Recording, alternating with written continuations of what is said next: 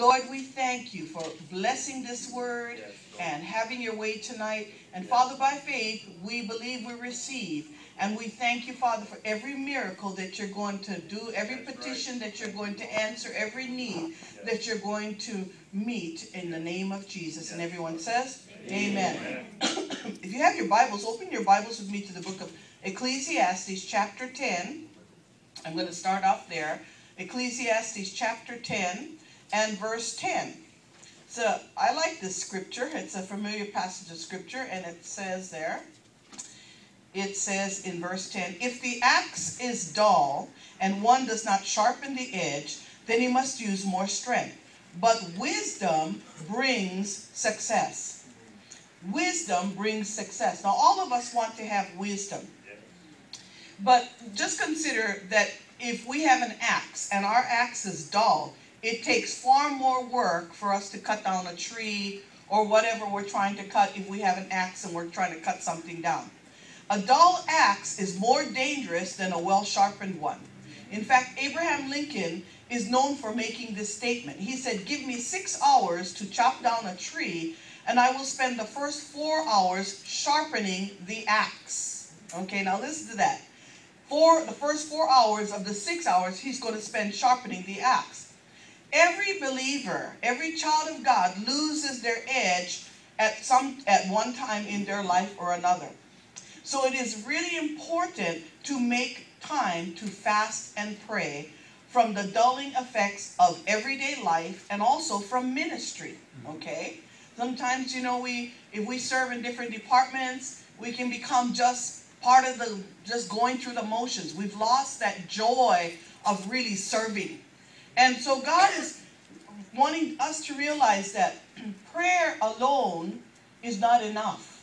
Many times we got to keep our axe really sharp, and we got to continue to sharpen it, because if you keep using it, it's going to become dull. Fasting is a way of sharpening your edge and preparing the way for God to accomplish so much more by His Spirit working in you than you could ever accomplish in your own strength. Have you ever done anything in your own strength and failed? Absolutely. You know, and if you do it God's way, you don't fail. You know, God's way is fail-proof. Hallelujah. But, you know, so many times, how many of us can say, you know, we fast regularly, we fast, you know, we give ourselves to the Lord the way we should. And we don't. Not really. Missing a meal is not fasting. Fasting is when you set yourself aside and you're going to pray and you're going to read your word, and you're not going to go busy around the stores and this and that and everything else, talking on the phone. It's where you're setting a time aside and you are consecrating and declaring a fast between you and the Lord, because you're believing God for some great breakthroughs in your life. How many of you would know that's true? Amen. Fasting helps you to regain a stronger anointing of the Holy Spirit in your life.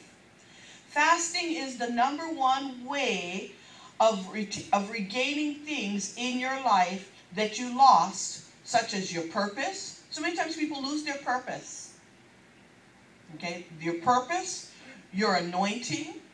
If you've seen your family and loved ones in your family just, you know, going to the world, and who once knew the Lord and they're going towards the Lord, this is a good time to fast. Your job, you're believing God for a job, or you know, things going on in your job. If you've lost homes or cars, if you've lost respect for yourself, and if you've lost hope, that's a good time to fast. Say good time. Okay? Prayer and fasting is the key to restoration of everything that has been lost or stolen in your life. Okay? Not just prayer alone. Prayer and fasting.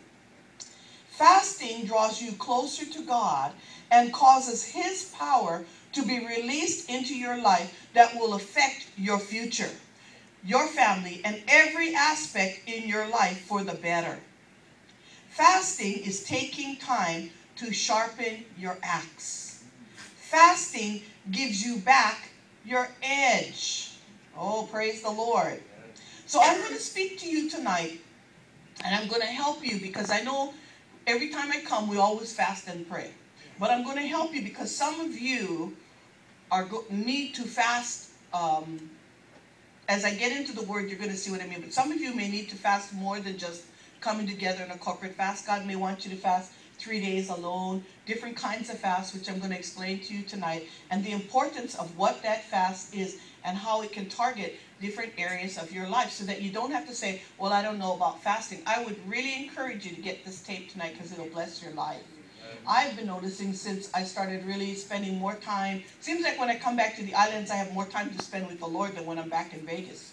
You know, I don't know why. Maybe it's just there's a lot going on all over, but I just pull myself away. I don't have my son there and different things pulling on me. So I spend that more time, you know, with the Lord. But I'm going to teach you about 9 different kinds of fasts.